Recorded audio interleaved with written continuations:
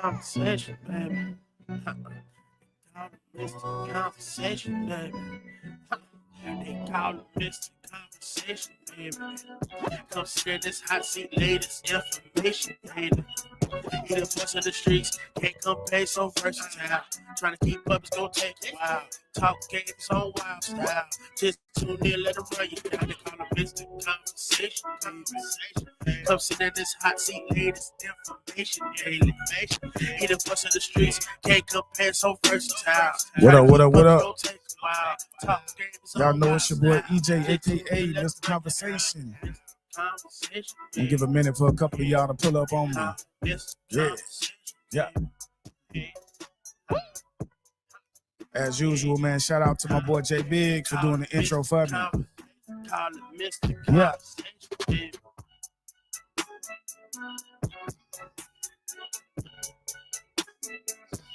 Yeah.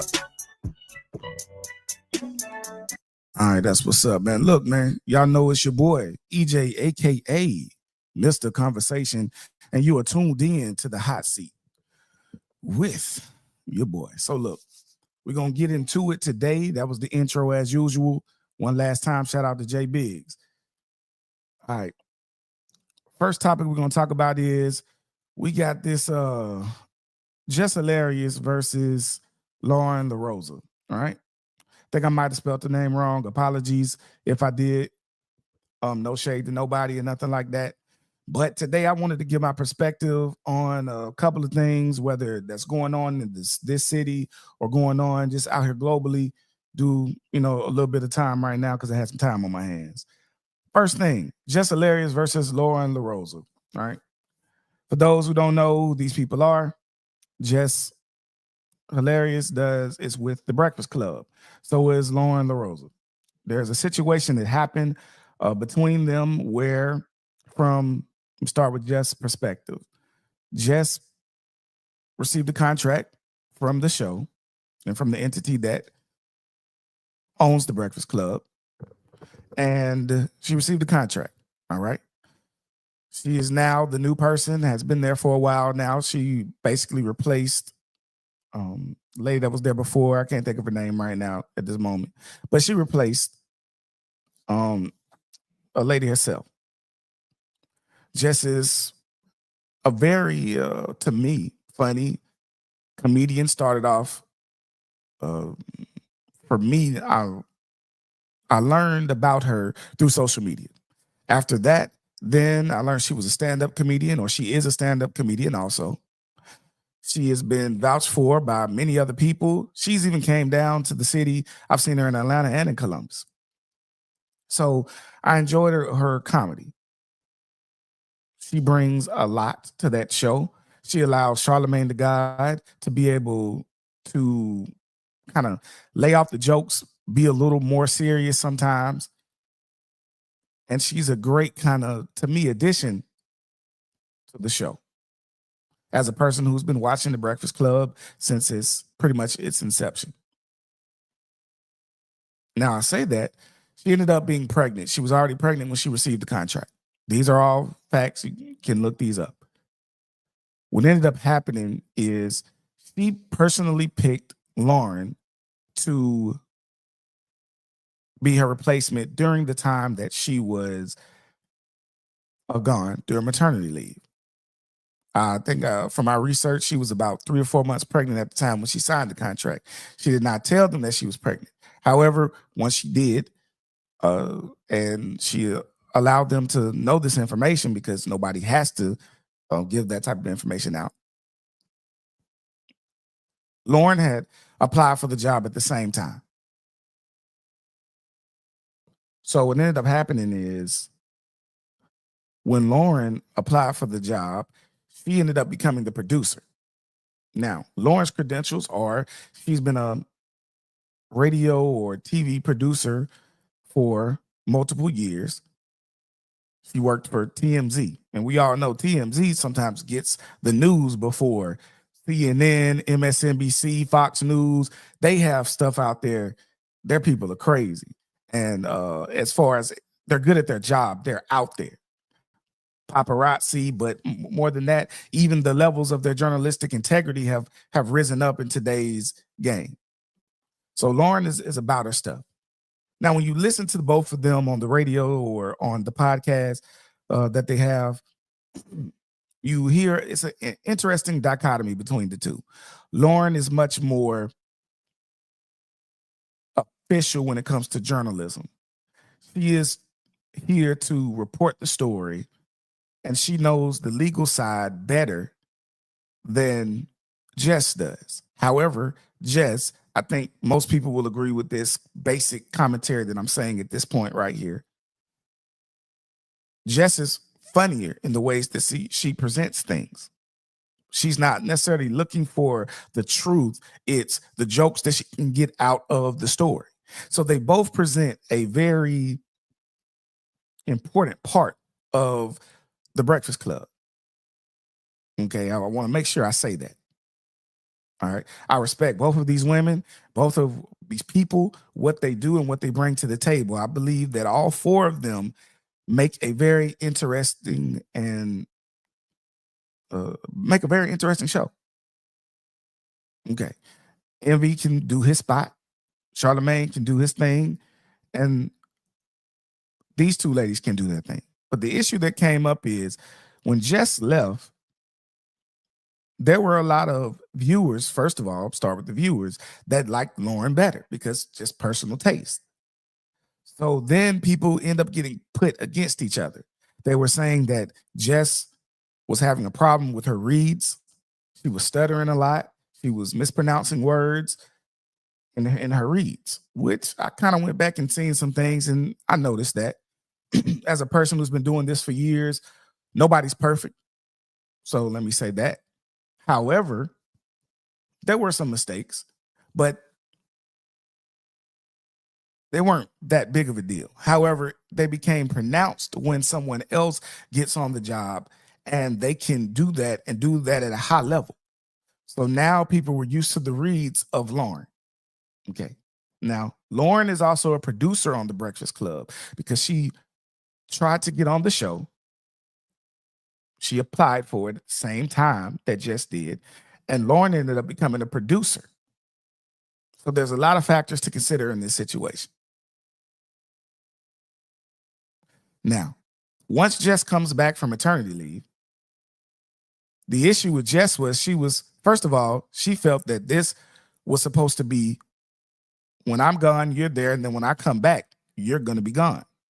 But the producers, higher level producers, and the owners of the show, and probably honestly Charlemagne and Envy, really liked Lauren and liked what she brought to the table. So now Jess is feeling upset.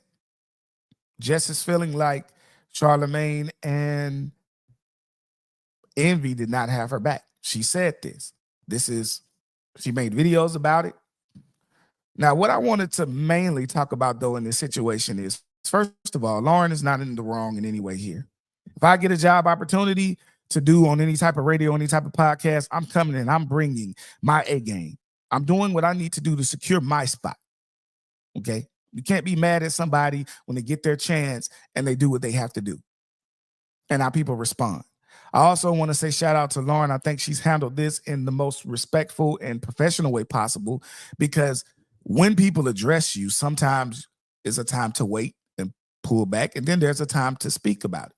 I've had to learn these things. You can't speak on everything as soon as it happens.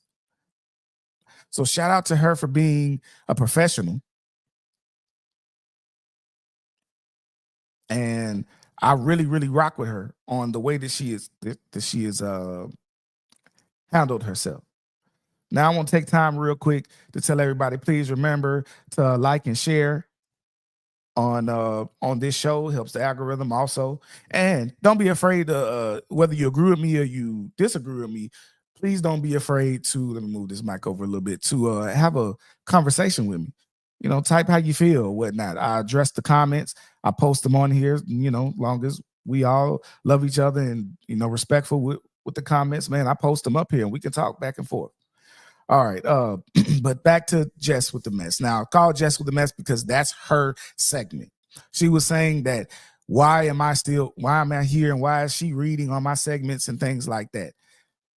Ma'am, I want to tell you this respectfully. I know you will never see this, but that was handled wrong. Getting on the internet and bashing and going back and forth, not even back and forth, but saying all of that. I understand there's emotions and I understand we get upset about things, but you have to handle them in a professional perspective. No, in a professional way, because I think that was just out of line doing that, especially with Lauren. Now, with Charlemagne and Envy, you guys have always said that you guys keep a open conversation about everything that's going on. I don't see anything that those gentlemen did wrong because at the end of the day, they don't own that show.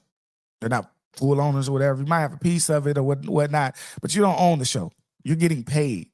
So it's hard to be like, okay, when you have contracts involved, what are you gonna do? Renegotiate? What are you gonna do? Like, I don't, that's not the time for that. All right, y'all. I ain't got too much longer, so I'm gonna push through this. Cameras are going down and got to do some fidgeting with the batteries and things. But look, please handle we as people. Y'all know what I mean by we. We got to start handling things better when we feel slighted. We need to have these conversations and not straight go to social media on the first or even sometimes the second go round. Social media is nothing but a pot of ignorance in a lot of places, and they can fan the flames of things that don't need to be necessarily said in that specific way. And also, internet can hype you up. Internet can have you feeling like you're the greatest and have you feeling like you're the worst person. So we have to start doing things in a better way. I will also say that, Jess, you are right to feel how you feel. You can feel however that you feel, and I respect that. No one is trying to invalidate your feelings or anything like what you have going on. That's respected. However, when we are upset, sometimes we got to handle things in a different way. And that should have been back room. That should have been the people who are in control. You go talk to them and let them know. But sometimes it's easier to go off on your partner, your coworker, or that person that you feel is a little maybe not beneath you, but lower than you on the level. All right. Next subject. My weight loss. Excuse the background noise. Wanted to say that again, this process of weight loss that I've been going through is very, very difficult, but it's rewarding. Update. Update is basically I've lost over 60 pounds total. And since I've had the surgery, one second, y'all.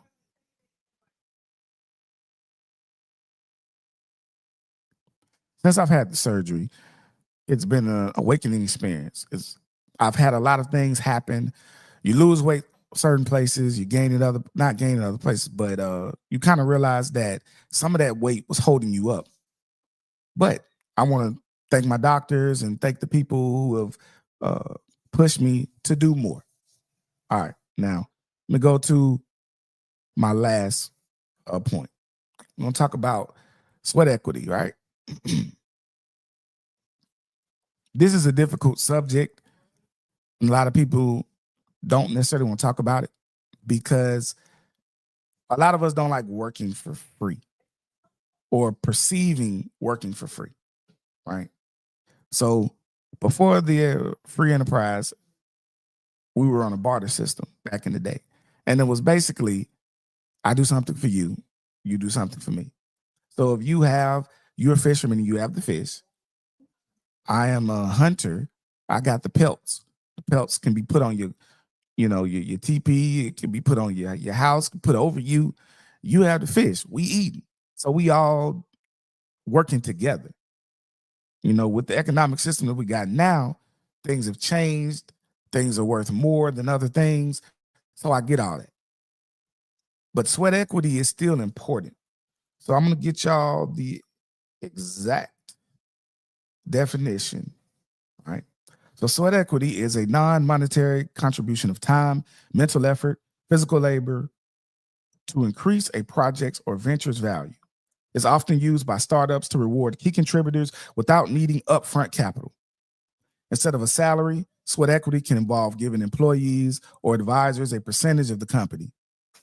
Sweat equity can be used to fund cash-strapped companies or in partnerships where initial partners receive a share of the company. So, what I want people to understand about sweat equity is a lot of times that effort that you're putting in the beginning of something to help it build, that is what it is. You can't be necessarily paid for every single thing that you're doing based on if you're joining a company that is just starting up, or you're going to have a lower level of pay because they don't have the cash or the influence to get you that pay that you're looking for. Now, with sweat equity, there's dangers because, yes, you always will risk that somebody can use you or somebody can forget about you. However, during your time with building with the company, you'll see issues coming up. You'll see things. I'm never going to tell anybody to work 100% for free, but get you something out of the deal. What can you get? Is it promo? Is it promotion? Is it the ability to push your brand further or receive different times and benefits? Are you getting into places that you wasn't getting in previously? So if you are, then yes, you're using your time and your effort to help an entity, but can you get things from that entity during that time frame? It might not be money, but that's something that we need to think about. A lot of us don't want to put in the hard work to help build something else, and I get it. Again, it's because a lot of people forget who you are, forget that you helped them along the way. We got a lot of crabs in the bucket, and we got a lot of people that just don't they just won't help on that side. Once they've gotten to a point, they're gonna buck on you. Okay. Learn the people that you're working with, see how they move. Look how they moved years prior. Look at people who they've worked with prior. You can research people before you start working with them and see if that's something that you're willing to do, or business, whether it's an individual person, whether it's a show, whether it's a small business, whether it's even start to be a larger enterprise. See how they deal with their people. Do they take care of their people on the back end? Now, if they do, you shouldn't have a problem with it. All right, that's my little spiel for today. Yeah, about 20-minute episode. Appreciate you for pulling in. We're gonna get the song in and out. Yeah. As usual, man. Thank you for tuning in to the hot seat with your boy, Mr. Conversation. Yeah. Y'all do me a favor, man. I'm gonna start doing more of these shorter videos, lunchtime, stuff like that. Send me an inbox, send a message. Let me know what you think about it. Also, any conversations that you want to talk about, hit us up. I also do Kicking It with Mr. Conversation on 98.3 B. Pull up on me. And we will definitely